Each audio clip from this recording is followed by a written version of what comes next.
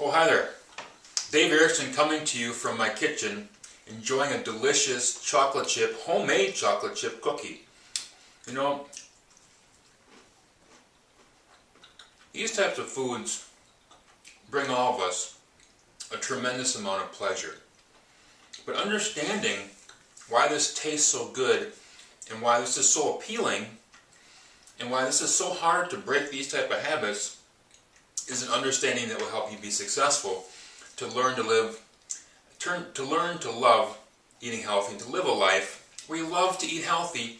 And these types of foods, these cookies, are things that you enjoy eating, but it's not something that you go to meet your emotional needs. The three main emotional needs that people struggle with, that they use food to get, are comfort, reward, and control. Comfort is feeling good. Reward is feeling appreciated. And control is having a choice and having freedom. Now think about this. In your adult life, how often do you really feel good? How often do you really feel appreciated? And how often do you feel you have a choice and freedom in your life? If you're like most adults, those things are slim to none. We don't have anything else in our life, or very few other things in our life that make us feel good, that make us feel appreciated, and we feel we have a choice or freedom in doing that. And that's what food can do for you. Let me explain in more detail. When I eat this chocolate chip cookie, I feel comfort, I feel good. This gives me a feeling of feeling comfortable and feeling good. Now reward, what about feeling appreciated? How does eating a cookie make me feel appreciated? Well, I'm doing something good for myself. I'm giving myself some feelings of pleasure. I'm rewarding myself for, I work hard, I'm a good dad. You know, I may be overweight, but I'm a good person, I work hard. I deserve to enjoy a cookie, you know? This is ridiculous. You know, I deserve this. So that mentality, we self-appreciate through the use of junk foods. Now what about control? What about having a choice and freedom? Well, you should do this, you should do that, and you should go on a diet, and you should be a better role model, and you should do this. In our lives, we feel like we have no choice. But guess what? I can choose this. I can choose what I eat. I make that choice every day. I'm totally in charge of what I eat. Nobody's forcing me to eat anything. In fact, if you're the female of the house, you're the one cooking and buying the food. You're the one in charge, right? You have control over this. You can do what you want to do. Screw everybody else. I'm sick and tired of people telling me what I should do. This is one thing I can do for myself. Now, on the conscious level, some of those things seem kind of strange or odd. But the deep psychological need level, those needs are being fulfilled through food, through eating, through the pleasure of eating. You're getting comfort, reward, and control. Those emotional needs you're getting from food. Now, how do we go about breaking free from those? Now, the thing you must understand about emotional needs is they must be replaced. You've got to get them somewhere else. The reason you're using food to get these needs is because you're not getting them anywhere else. Take kids, for example. Kids don't need food to feel good, or to feel appreciated, or to have choice or freedom. They're playing. When they're playing in the sandbox, they have freedom to dig this ditch and to move this car and to do this, and they're free and they're expressing themselves and they're talking to themselves and they're singing in front of the mirror and they're doing goofy things and they're having fun. In fact, they're getting all their emotional needs met at other places that when you call them in for dinner, oh, come on, I don't want to eat. In fact, they don't want to eat. You got to force them to eat. So their emotional needs are being met in other places. Now, as we grow up as adults, we lose the feeling of feeling good, we lose appreciation, and we lose choice and freedom. And we find it in something that has always worked for us to get those three emotional needs, and that's eating, that's food, it's the pleasure of eating.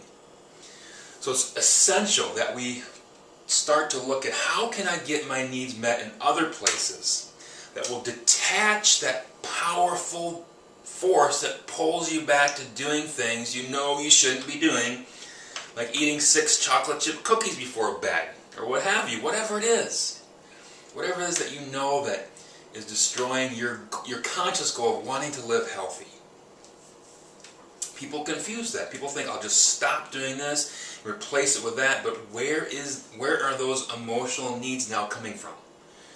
If they're not coming from anywhere else, you will be pulled back to getting them from what worked before, and that's food and eating. So you have to replace those emotional needs with something. That's what this lesson is all about. Comfort. What are some other things you can do to find comfort? A hot shower. Go buy a hot tub. A favorite hobby you get into. And the best one of all is exercise. Yes, exercise can provide comfort when you enjoy doing it. Once you get to that point where you really enjoy going for a walk, lifting those weights and feeling strong, that can provide a great deal of comfort. And once you get past that point of it being new and painful, it will actually become a great source of comfort. Not only are you getting comfort from that exercise, you're burning calories and getting closer to your goal. What about reward? Reward is something, boy, we don't feel a lot of appreciation in our lives for most people. Why is that? Because everybody else is looking for you to appreciate them. They're all searching for appreciation.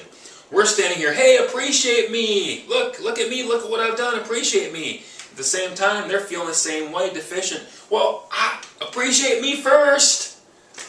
So we're all looking for appreciation. Nobody's giving any appreciation. How often do you feel appreciated at home or at work? Very little. So by rewarding ourselves with something that brings a great amount of pleasure, like pleasure foods, it's the way that we appreciate ourselves. What are some other ways you can appreciate yourself? You know, the classic thing is treat yourself to non-food items. You know, buy yourself a new shirt or a new music CD or something like that. That's fine. But I think even more powerful is to feel appreciation. And how do you feel appreciation? Write in a journal. Start writing in a journal, whether it's first thing in the morning when you get to work or in the evening when you're going to bed. Write in your journal. You know, what did you learn today? One thing. Did you learn something today? We learn something every day. Think about it. What did you learn? Second thing, who did you help today?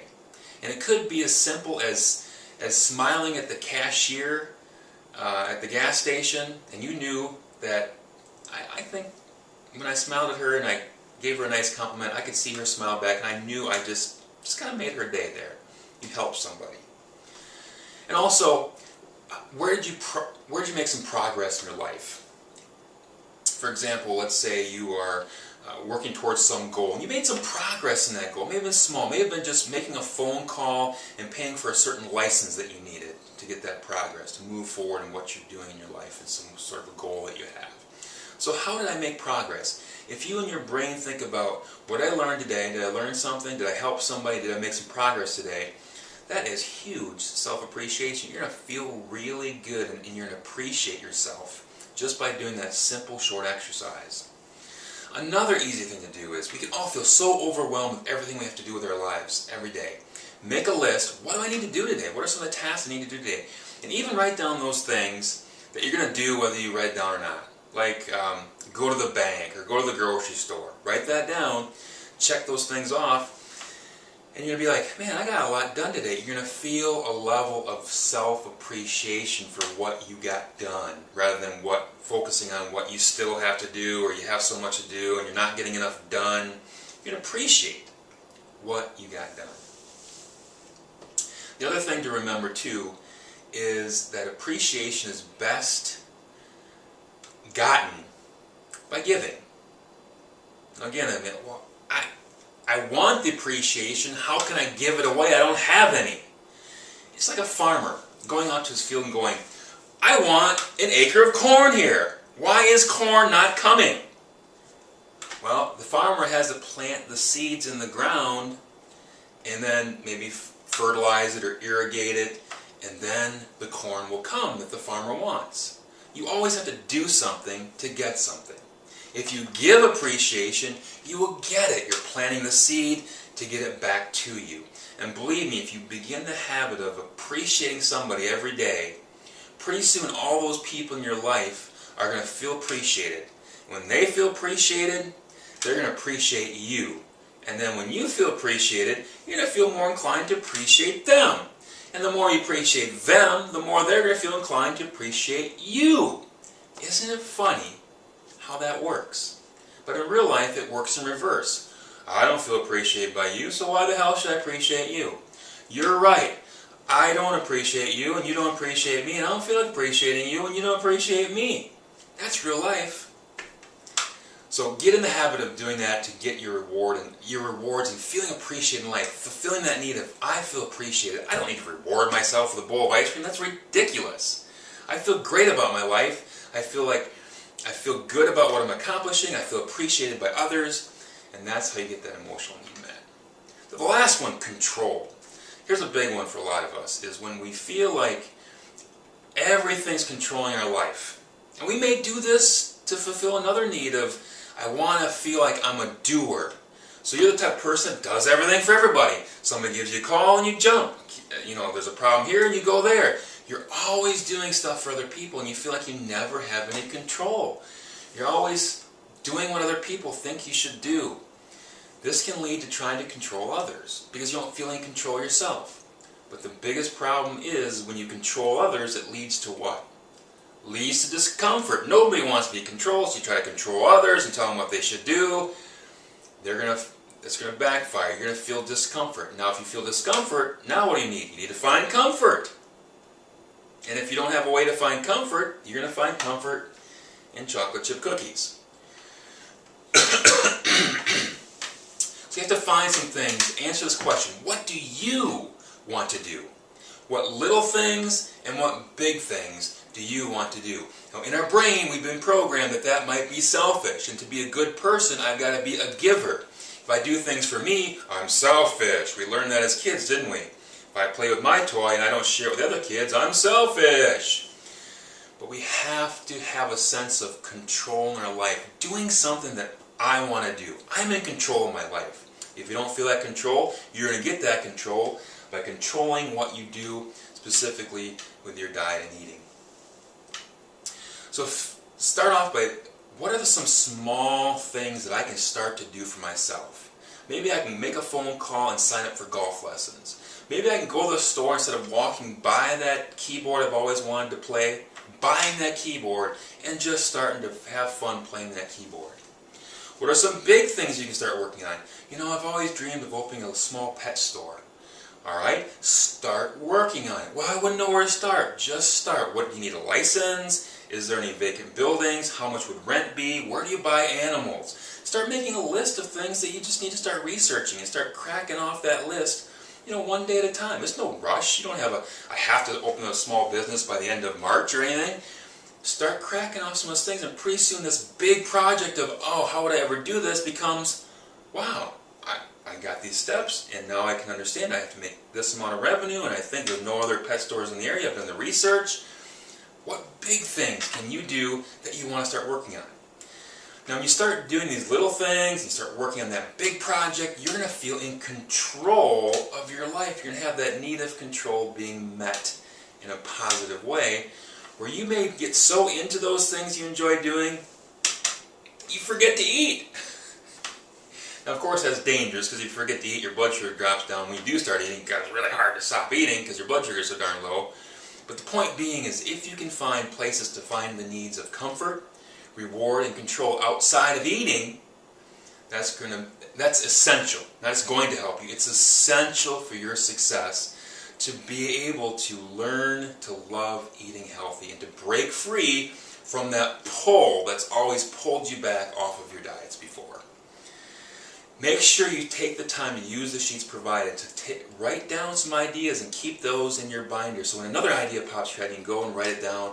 So you've got different ways, many different ways, to meet those 3 very important emotional needs that currently most people get through eating, specifically pleasure foods. This is Dave Erickson, Live by Choice.